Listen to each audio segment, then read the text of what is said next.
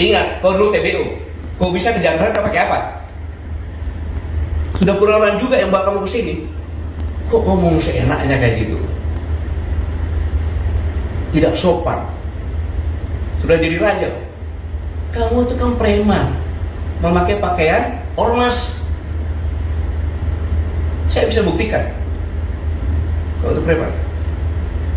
Grip Jawa Barat mengatakan kalau ingin didukung oleh Grip, pertama mencintai dulu Grip, baru mencintai rakyat. Pakai dong otakmu. Gubernur, bupati, wali kota itu harus mencintai rakyat dulu karena dia mendapat rakyat, karena milih rakyat, bukan Grip. Preman itu. Yang kedua, ini yang buat saya marah. Kejadian di Depok. Polisi itu adalah alat negara yang melaksanakan ketertiban dan melindungi masyarakat. Ketika akan mengangkat, dilawan, dikepung.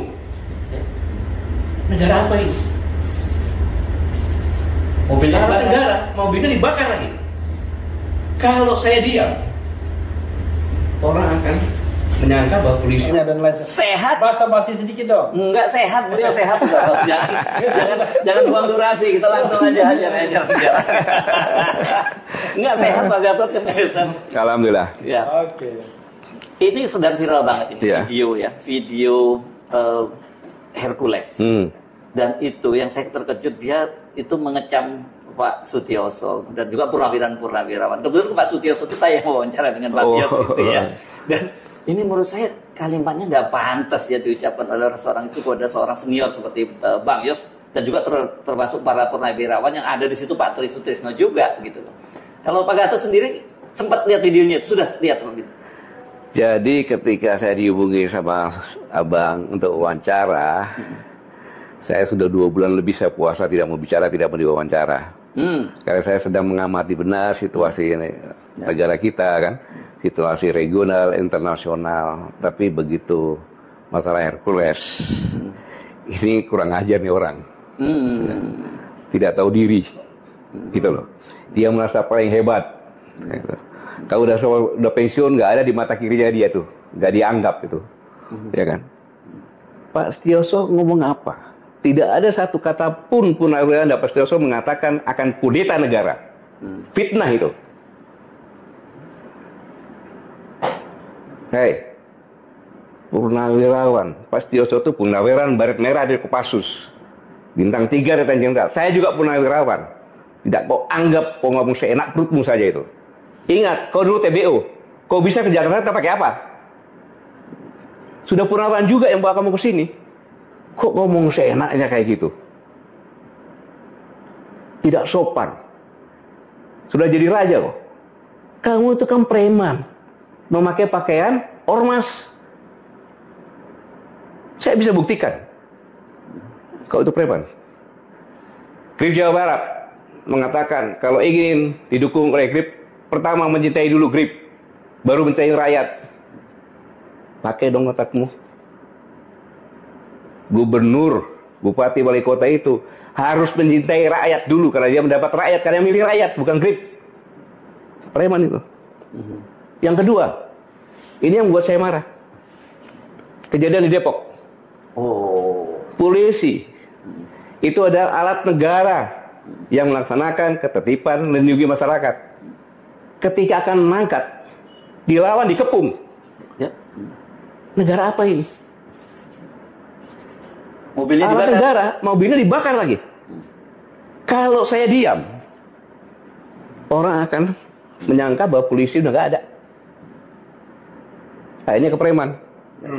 Ini bahaya untuk negara kesatuan Republik Indonesia. Satu, dia menghina pensiunan Kopassus. Kau juga menghina presiden saya. Jenderal Prabowo itu komandan Jenderal Kopassus, Pangkostrat presiden saya. Kau bilang bau-bau tanah lagi. Saya juga bau-bau tanah. Yang sopan bicara.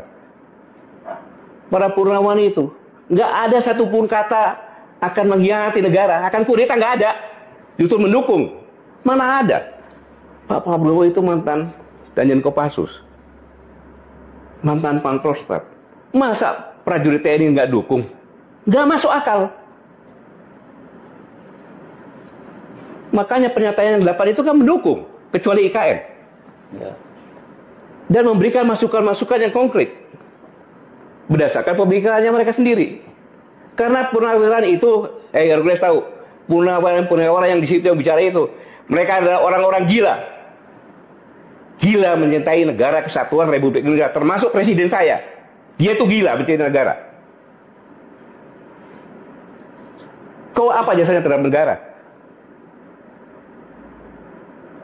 Hidup di negara ini ya, yang sopan santun. Saya mohon maaf kepada saudara-saudaraku sebangsa tanah air. Selama ini saya tidak pernah bicara keras, tapi dengan preman saya harus bicara dengan terbuka seperti ini. Dengan menggunakan bahasa preman. Nggak boleh seperti itu. Semua TNI juga akan menjadi purnawirawan. Bahkan doanya prajurit itu agar bisa pensiun. Kenapa? Panjang umur pensiun. Sukses menjalankan tugas. Pak Sutioso itu bukan langsung bintang 3 loh. Purnawirawannya bukan langsung begitu loh. Mereka berdarah-darah. Termasuk saya juga berdarah-darah di Timor.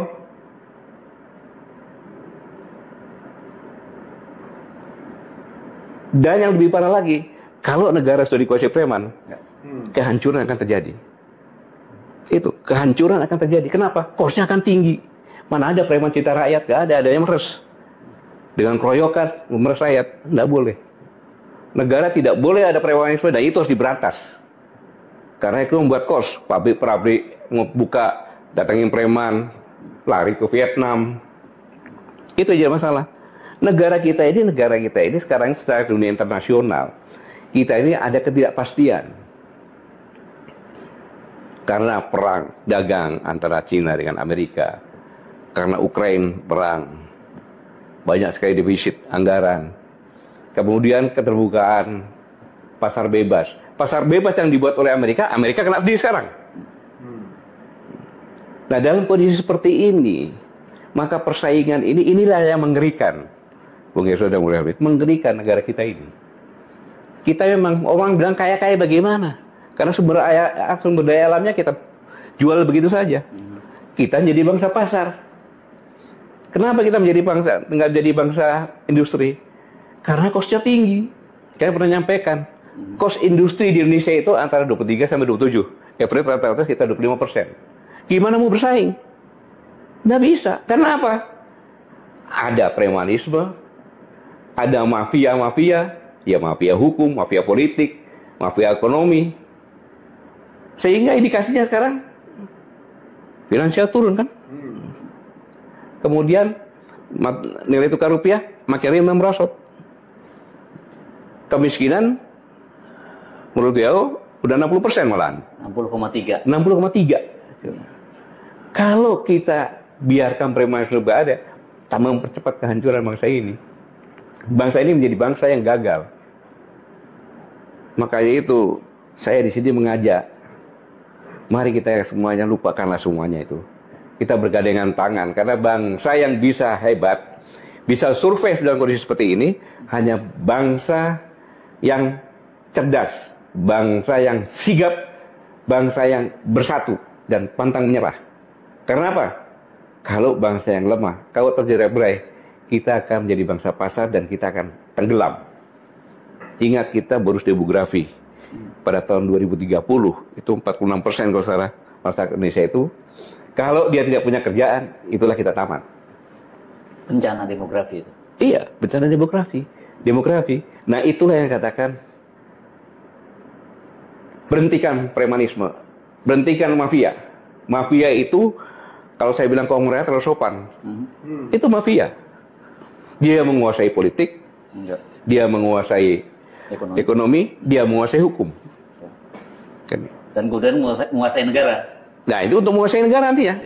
Sama dengan Grab ini. Dia sudah masuk ke ranah politik, bahaya sekali.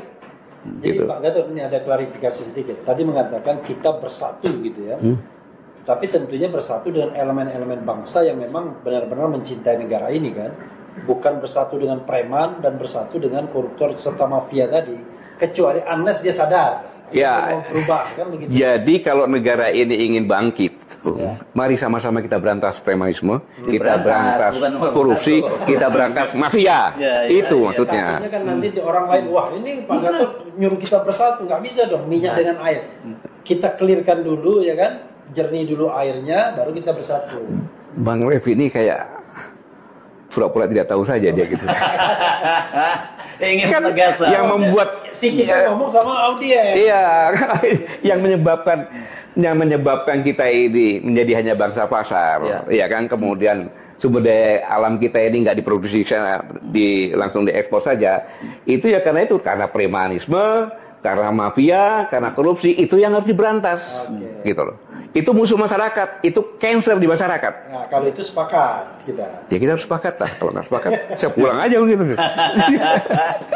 Jadi clear ini ya soal iya, itu nggak boleh ada kayak gitu. Tapi begini, ini kan kelakuan misalnya katakanlah pejabat atau mantan pejabat. Iya.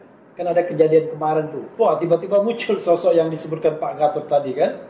Padahal orang mau bersilaturahmi untuk klarifikasi. Maksudnya Jokowi yang di Solo. Jokowi yang di Solo. Oh, dan kemudian Hercules datang ke sana. Datang ke sana. Oh, gitu. Jangan mantan pejabat dong, banyak mantan pejabat. Lalu kemudian, kok kita heran.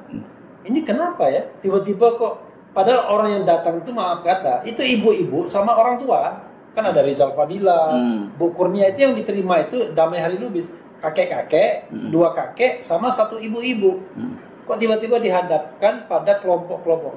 Begini Pak Gatot, banyak sekali kan kelompok-kelompok yang kemudian seperti digunakan oleh penguasa atau mantan penguasa untuk kepentingan dirinya. Ya dalam kasus misalnya ijazah palsu dan lain sebagainya, itu terjadi kalau kita mau jujur. Ya tentunya kalau itu benar-benar menggunakan preman, ya itunya sangat memalukan, ya kan, sangat memalukan. Masa rakyatnya sendiri yang saya yakin mereka dulu juga milih Pak Jokowi tidak diterima, preman malah diterima kan? Ya saya melihat kenyataan seperti ini aja gitu kan. Ini kan apa saya mau ngomong ya? Susah ngomongnya kok kayak gitu, ya? Iya, gitu. Jadi ya komentar saya susah lah mau komentar lagi tuh bahasa apa lagi itu kayak gitu kan. Ya.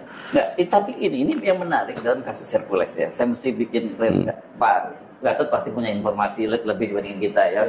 Kan disebutkannya bahwa Hercules Pak Prabowo itu pernah menjadi ketua Dewan Pembina GRIP gitu ya, GRIP Jaya. Padahal sudah ada surat pernyataan dari Pak Prabowo tahun 2022 mundur. Tapi GRIP Jaya menyatakan bahwa Pak Prabowo itu tidak pernah mundur. Dan ini kelihatannya ini nama Pak Prabowo ini menurut Anda dicatut ya oleh Hercules. Justru itu yang saya marah.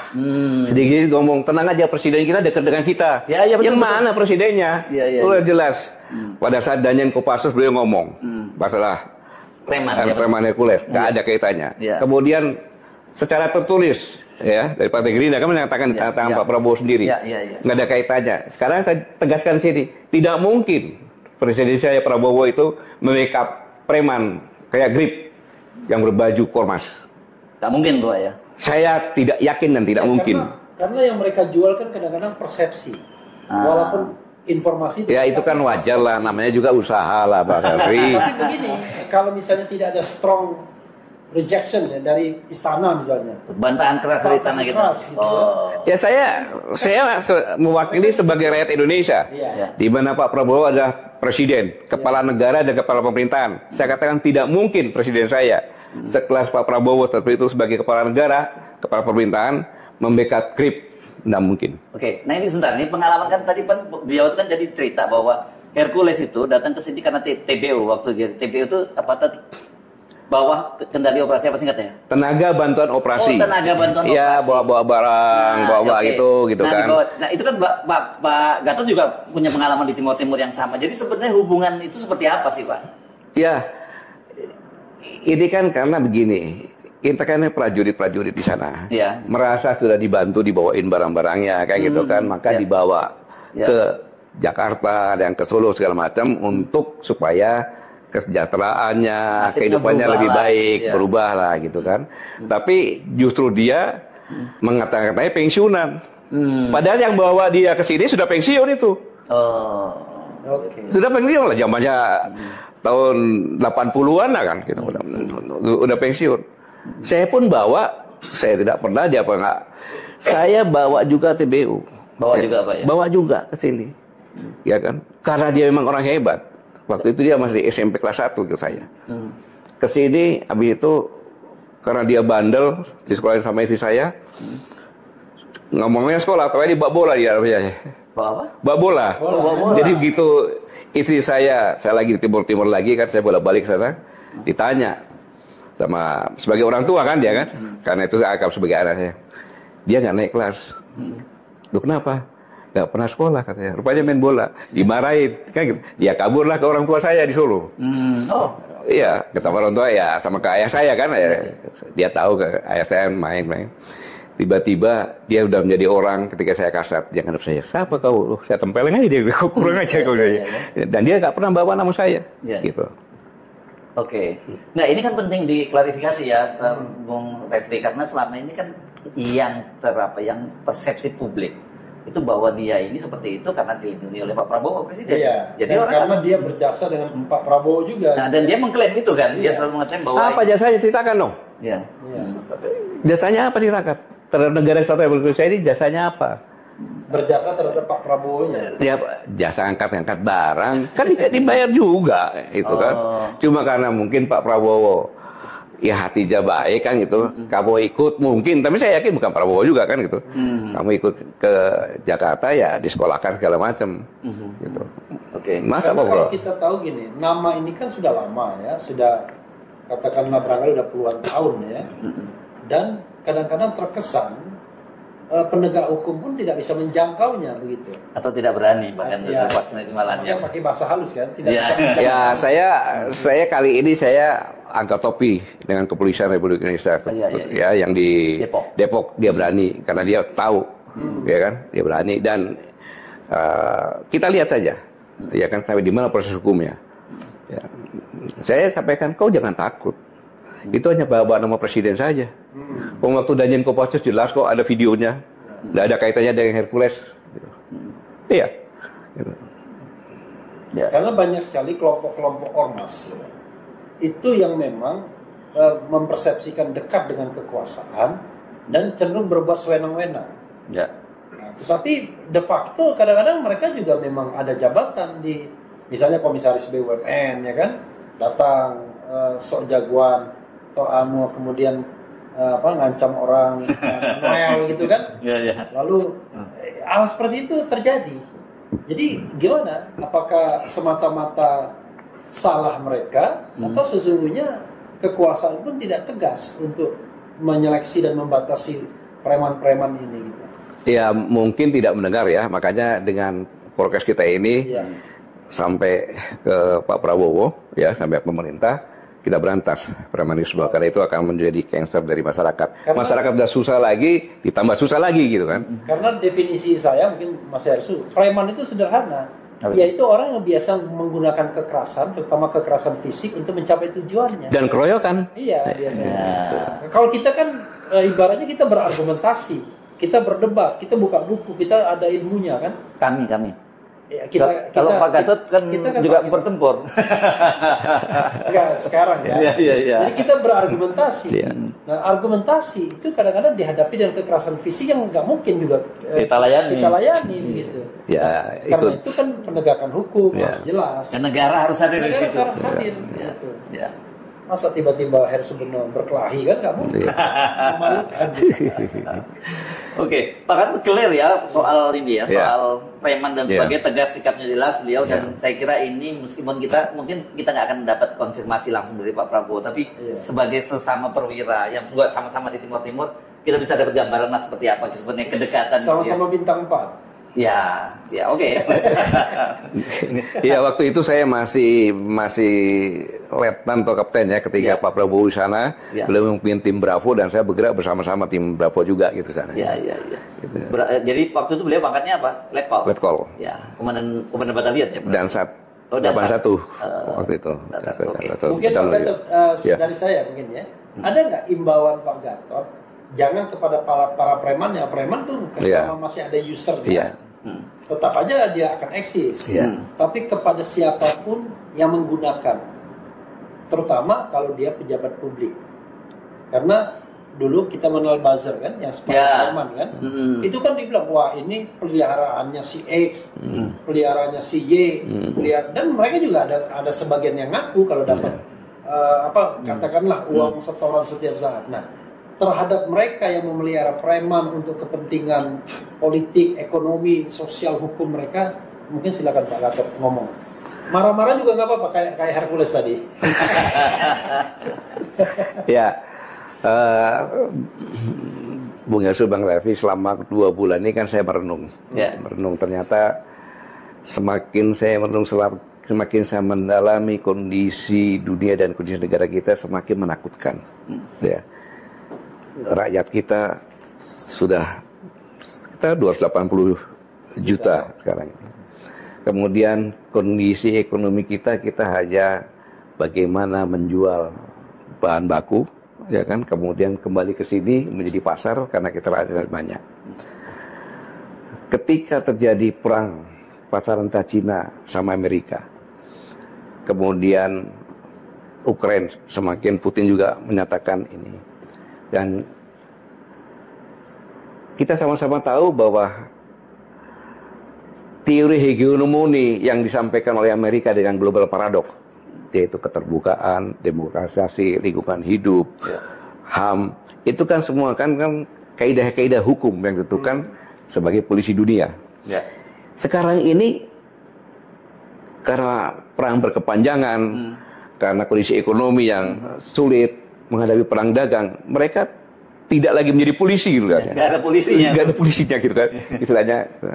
Nah, sekarang ini dampak dari 2 kejadian di dunia ini, ada ketidakpastian ke depan bagaimana. Ya kan? Kita sudah kena lompatan teknologi yang dulu waktu saya masih menjadi kasat sampaikan dampak dari peak oil theory akan menjadi orang lebih hemat lagi, tidak menggunakan orang. Kemudian kalau dulu saya bilang pakai laptop bisa lihat ke pasar gitu kan, sekarang tiba-tiba ada Grab dan sebagainya. Sehingga itu perangkap teknologi IT ini membuat lebih efisien, maka sumber daya manusia lebih kecil. Ini berkaitan dengan ini. Kemudian kita akan masuk lagi ke mungkin 2025, 30-an itu kuantum, di mana hitung-hitungan apa itu lebih cepat, ya kan, security segala macamnya. Nah, ditambah yang tadi ya, akhirnya kita hidup di hutan belantara rimba yang terjadi hukum rimba, gitu. Siapa yang kuat, dia makan yang lemah. Siapa yang ekonomi kuat, adalah dia bisa memproduksi dengan low cost, kemudian dia bisa menggunakan high teknologi, kemudian dia bisa menghasilkan high performance atau barang yang bagus, ya. Kemudian dia bisa menjual dengan low price. Itulah yang jadi pemenang, gitu. Nah, kita sekarang ini yang saya sampaikan tadi, kita sudah high cost, ya kan, produksi. Kemudian tidak dibarengi dengan teknologi yang canggih, sehingga barang yang dihasilkan pun kualitasnya tidak tinggi, tetapi price-nya mahal. Siapa yang mau beli? Gitu. Dan ini semuanya kemakan dari jadikan pasar oleh China. Nggak salah dia cari pasar sini. Kalau kita punya bargaining position yang bagus, kita ngomong dong, lu kesini dong barang-barang lu, ya kan, gue pakai merek praktik gua, ntar gua jual ke sana, bagi-bagi keuntungan, kan bisa seperti itu. Tapi ya enggak kan gitu, jadi pasar. Nah ini dalam kondisi yang seperti ini, ya kan, bagi orang-orang tadi yang memelihara preman, saya minta sadarlah, kita sama-sama berjuang bersama-sama, karena bangsa yang hebat adalah bangsa yang tangguh, bangsa yang cerdas, bangsa yang sikap menghadapi situasi, dan bangsa yang bersatu. Itu modalnya. Nah sekarang kita sama-sama bersatu untuk negara kita ini, Kang. Apalagi preman terus dihilangkan, makanya korupsi dihilangkan. Semua kita rakyatnya bersatu lawan itu premanisme, lawan itu mafia, lawan itu korupsi.